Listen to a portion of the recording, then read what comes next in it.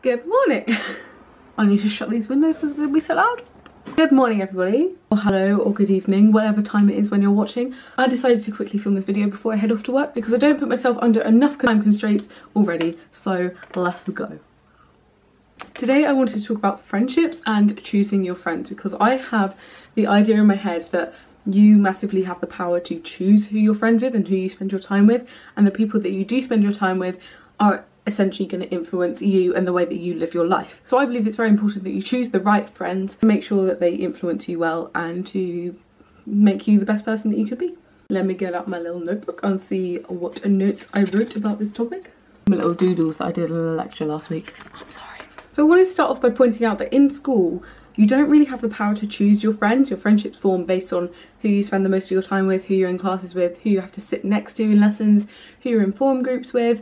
So the power to choose your friends isn't really entirely in your hands. But as you get older and you go into like university, jobs, and you experience more of the world, you get to choose essentially who you spend time with and who you attract into your life. It's a lot harder to do this in school because it's a lot harder to say, I really don't want to be friends with this person, so I'm going to detach myself entirely, because you can't really detach yourself from a whole class group or a whole form group, for example, when you're in school. But this is something that you can do when you're in university or in the working world a lot easier, because you can simply choose to be selfish in that situation and just detach yourself entirely. Maybe that means not following them anymore on social media, defriending them on Facebook. Does anyone even use Facebook nowadays? I don't even know. Or just choosing not to spend time with them, that's completely fine. And I feel like it's a lot more accepted in that sort of environment that you're going to be civil with people without being their friends. So the reason that your friends influence you is because as humans we're sociable and influential creatures, and we're very impressionable, so naturally we're going to mimic certain things that the people surrounding us do and the way that they live. So it's so important that the friends that we choose inspire us to live the best lives we can possibly live. So for instance, all my friends inspire me in certain ways.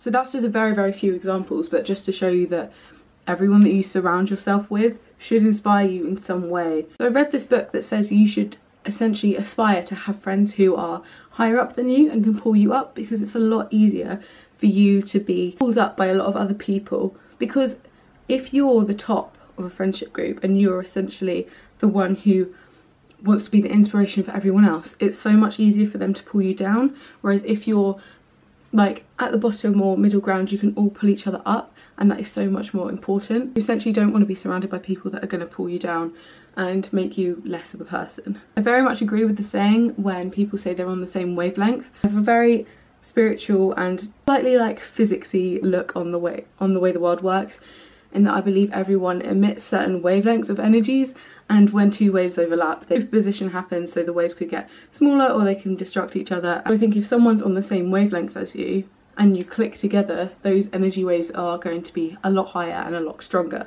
Sounds really airy-fairy, but it works in my head. So you want to come out of spending time with your friends feeling energized, enthusiastic, and having a positive outlook on life.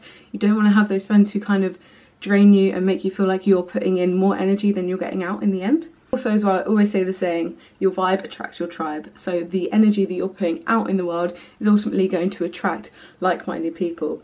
And again, this is so much harder to do in school, I understand, because you're limited with the amount of people that you can spend your time with and the types of interests that you have. Just remember that the people you spend your time with and put your effort into are ultimately going to influence you. So for example, if you're trying extra hard to be friends with someone who seems really popular but maybe they're not the nicest person, they might make you not the nicest person as well, and you're gonna lose out on that situation.